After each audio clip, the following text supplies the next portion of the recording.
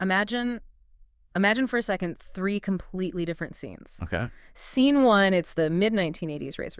You're sitting in the boardroom of a massive beverage corporation, and executives are just sweating over how to steal market share from their biggest rival. And stressful. Yeah, very. Then scene two, it's the late 2000s, and a few founders are pitching early investors on this wild idea to let strangers sleep in each other's spare bedrooms. Mm-hmm. And then scene three, you're standing at the quiet mahogany-lined reference desk of a local university library. That is quite the pivot. Right? What could those three scenarios possibly have in common? The answer, surprisingly enough, is survival, and specifically survival through strategic marketing. So welcome to today's deep dive, where we are putting a magnifying glass over the hidden mechanics of modern marketing. It's a connection that really, it catches you off guard at first. Because whether you're selling soda or pitching a tech startup or loaning out hardcover books, the fundamental goal remains exactly the same. You're trying to match user needs with value. Exactly. And to figure out how that's actually done on a granular level, we've got a really interesting stack of sources today. First, we're pulling from a comprehensive guide to SDP marketing from Yieldify. Good source. Yeah. And next, there's this fascinating paper from Global Journals. It's by Jagadish Tukaram Patanj on the marketing of library products.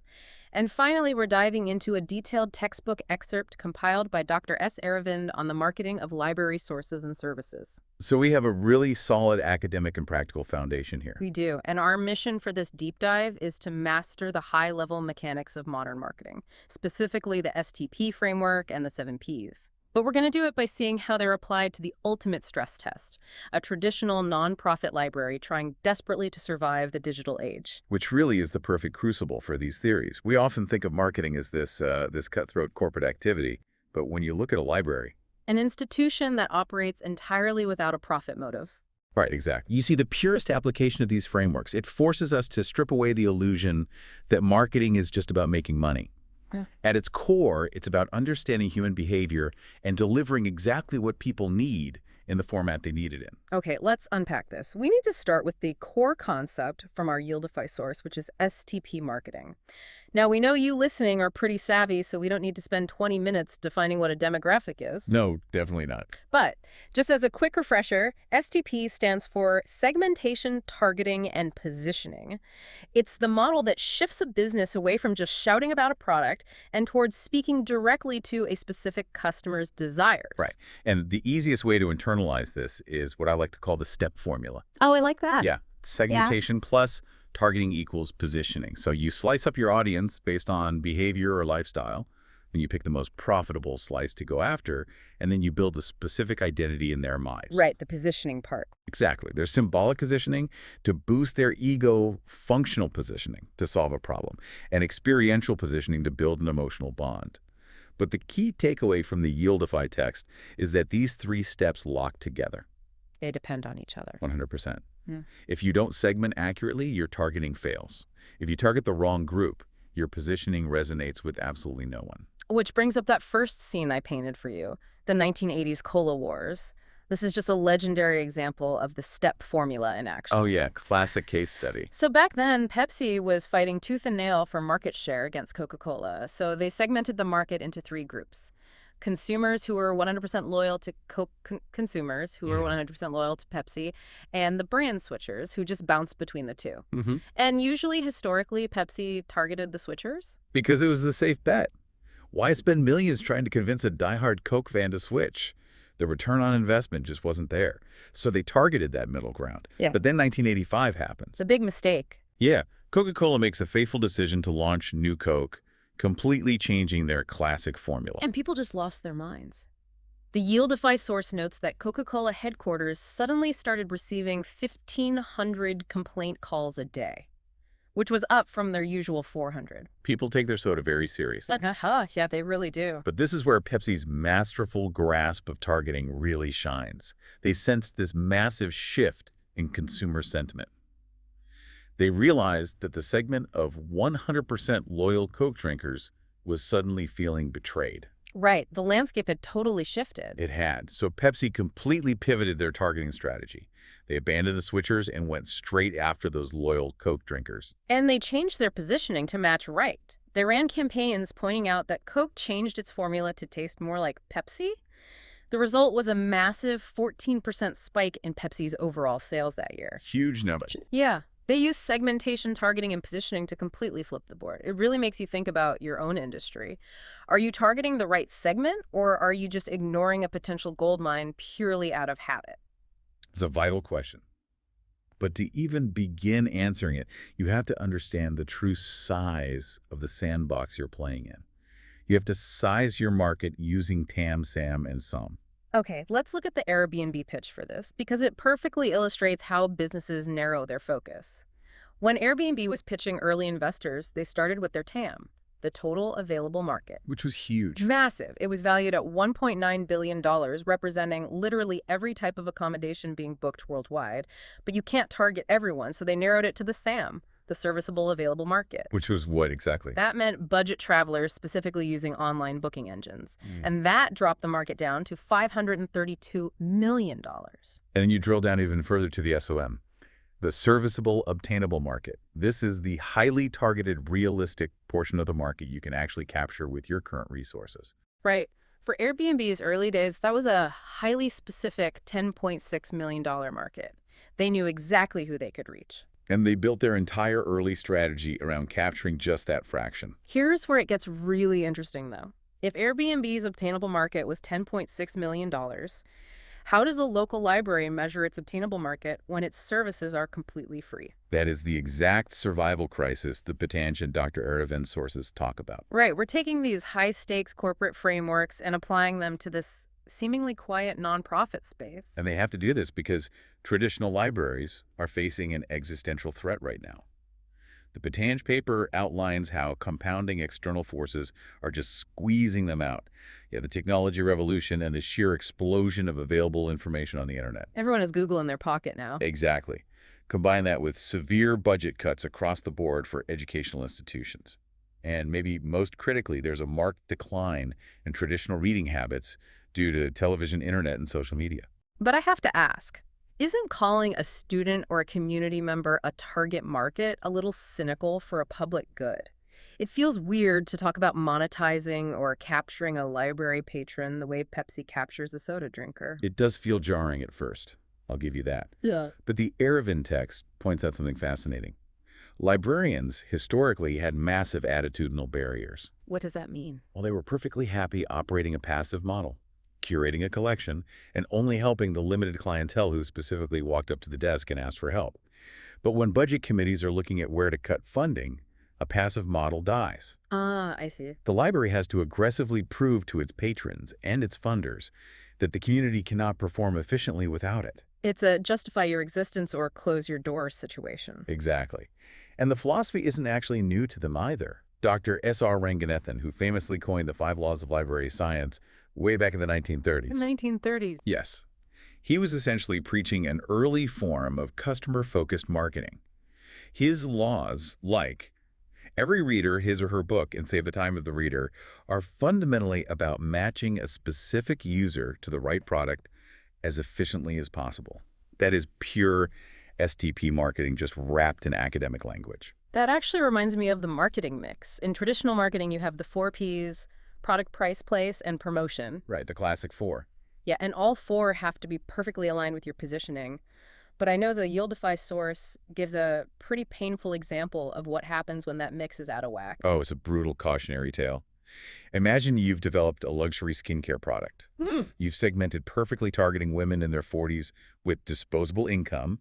You position it as a high-end, premium, age-defying solution. Sounds great so far. You price it at a luxury premium, and you promote it with glossy ads in top-tier fashion magazines. And then what, you sell it in a discount bin? Essentially, yes. You put it in cheap, flimsy plastic packaging, and you only distribute it on the bottom shelf of a regional discount drugstore. Oh. Yeah, the place and the product packaging are actively fighting a war against your price and promotion. The customer gets confused, the trust evaporates, and the product fails. So how does a library avoid that kind of mismatch? Because they don't have luxury price tags or glossy magazine spreads. Well, the Aravind source explains that for service-oriented institutions, the traditional 4 Ps don't quite cut it. They use the expanded 7 Ps model originally developed by Booms and Bittner. Okay, 7 Ps. Let's walk through those. Let's look at how a library applies these, starting with product. For a modern library, the product is far more than just physical books. It includes the OPAC and things like SDI. Wait, OPAC and SDI, let's pause there. OPAC I know is the online public access catalog, basically the digital search terminal. But selective dissemination of information sounds like government surveillance jargon. What does SDI actually mean for a student walking through the doors? Fair point. Think of SDI like setting up a highly specific Google alert, but curated by a human expert. If you're a PhD student researching soil erosion, the librarian actively monitors incoming journals, databases, and new publications, and pushes only the highly relevant articles directly to your inbox. Wow. It's a bespoke, ongoing product. That's incredibly valuable. But then we hit the second P, which is price. How on earth do you leverage price when your core service is free? It's a really clever pivot, actually. Even if the user doesn't swipe a credit card, the library has to account for the cost of providing the service. They operate on three pricing models. First is simple cost recovery. Like charging for printer paper. Exactly. Charging just enough for printing or database access to cover the overhead. Second is commercial pricing, where they might actually charge corporate clients for highly specialized research to generate a profit for the institution. Oh, I didn't know they did that. Yeah. And third is premium pricing, where they charge for high-demand, expedited services like a rush document delivery from another university. So they are playing with price just behind the scenes. That leaves place and promotion from the original four. I imagine place is no longer just the physical building on campus. Not at all. Place is about access. A library's place now extends to their web portals, mobile apps, social media platforms, and even WhatsApp research hotlines. Yeah. They have to deliver the product where the user already is. Right. And promotion ties right into that. It's the orientation programs, the email newsletters, and the public relations campaigns, making sure the community actually knows these digital resources exist. But here's where it gets really interesting because the 7P model adds three entirely new Ps specifically for service industries: process, people, and physical evidence. And honestly, process is the one that makes or breaks it for me. How so? Well, I remember being in college trying to find a specific journal article for a paper. The database was so clunky it required 3 different logins and kept timing out. After 10 minutes, I just gave up and cited a lesser article I found on regular Google. And that is exactly why process is a core marketing pillar. Process refers to the actual mechanisms and procedures in place to ensure that the right person gets the right information in the absolute minimum amount of time.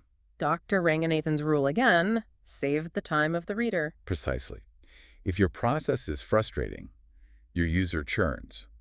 They never come back. Which flows right into the next P, people. Yes, the people P refers to both the library staff and the users themselves. In a service model, the patrons are actually part of the marketing mechanism. You cannot have a successful service without incorporating their feedback. So treating them like co-creators of the service. Exactly. Their complaints, their search habits, and their requests constantly shape and improve the systems. Okay, that leaves the final P: physical evidence. And this is where library marketing truly shines. Physical evidence is about the tangible touch points that prove the quality of an intangible service. In a corporate setting, this might be a sleek website or the heavy feel of a premium smartphone box. Right, like an Apple product. Yes, but for a library, it's about creating an atmosphere of deep, authentic trust. It's the carefully curated new release displays. It's the quiet hum of productivity. It's the sheer, undeniable comfort of a perfectly lit, cozy reading nook with those sturdy, oversized mahogany tables. Huh, you're painting quite the picture. The way the acoustics of the room just wrap around you and signal to your brain, this is a sanctuary of profound knowledge. It's absolutely critical for Well, book. it's okay. I can see you mentally moving into one of those mahogany reading nooks right now. I can't help it. The physical environment of a well-designed library is an absolute masterclass in subtle experiential marketing.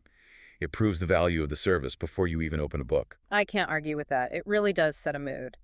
But if we look at the flip side of this, beyond the physical space, there is a massive digital hurdle these institutions still have to clear.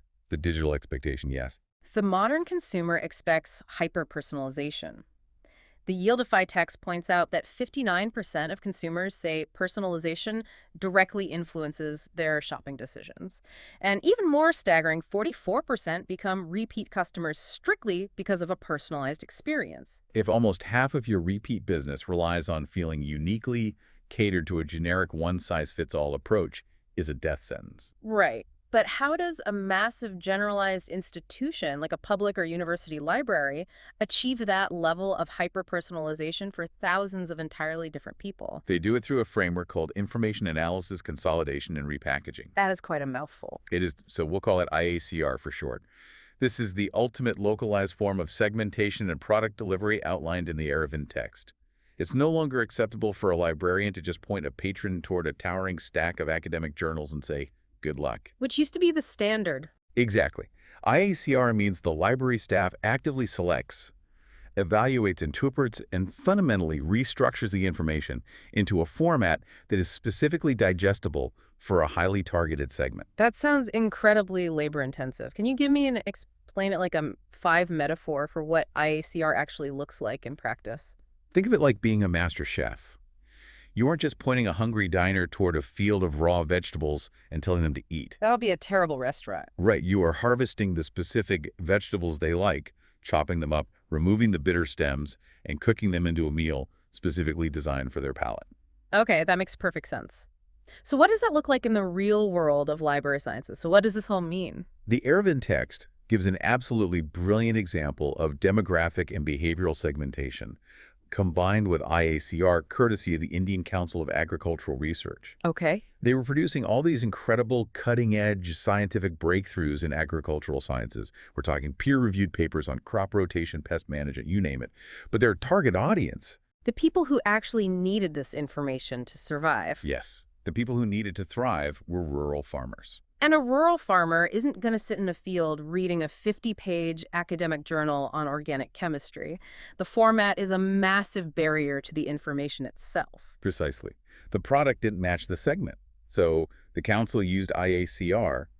They took that dense scientific data, analyzed it, consolidated the key actionable takeaways, and totally repackaged it. How do they repackage it? Instead of handing out journals, they produced 44 documentary films on highly specific functional topics. They made tailored films on sheep rearing, honey production, hygienic milk packaging, and shrimp culture. That is just brilliant. They didn't dumb down the facts, they just completely changed the packaging to match the user's reality. And if we connect this to the bigger picture, this is the very essence of modern marketing survival. Libraries and information centers don't succeed by hoarding mass amounts of data. They succeed by meticulously segmenting their audience. Because they know who they're talking to. They know the difference between a rural farmer who needs a visual documentary and a university research scientist who needs a dense, state-of-the-art literature review.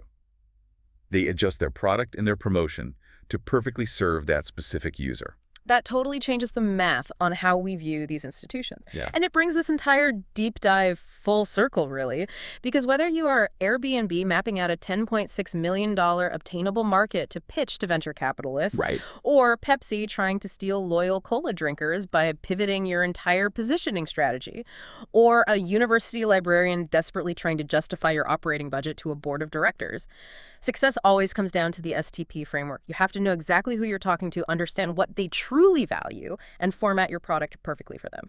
It really is all about the exchange of value. But I want to leave you with one final lingering thought to chew on. Throughout this deep dive, we've examined how a nonprofit public service, like a library, has been forced to adopt aggressive corporate marketing tactics just to survive in the digital age. But what if we flip that narrative completely? I'm intrigued. What do you mean? Think about it. What if cutthroat for-profit corporations started adopting the library's fundamental marketing ethos? A library uses segmentation and targeting not to exploit its users, but to educate and uplift them. Yeah, that's true. What if businesses treated their customers not merely as target demographics to be monetized this quarter, but as patrons? What if the ultimate well-being, the long-term education, and the deep, authentic trust of the consumer were the primary goals of a corporation's marketing mix? How radically would that change the way we design products and do business tomorrow? Wow. A corporate world that treats us like patrons instead of targets, that is a truly fascinating perspective to leave off on. Thank you all for joining us on this deep dive. Take these frameworks, the S-step formula, the expanded 7Ps, the market sizing strategies, and see how you can apply them to your next big project or meeting. Until next time, keep digging deeper.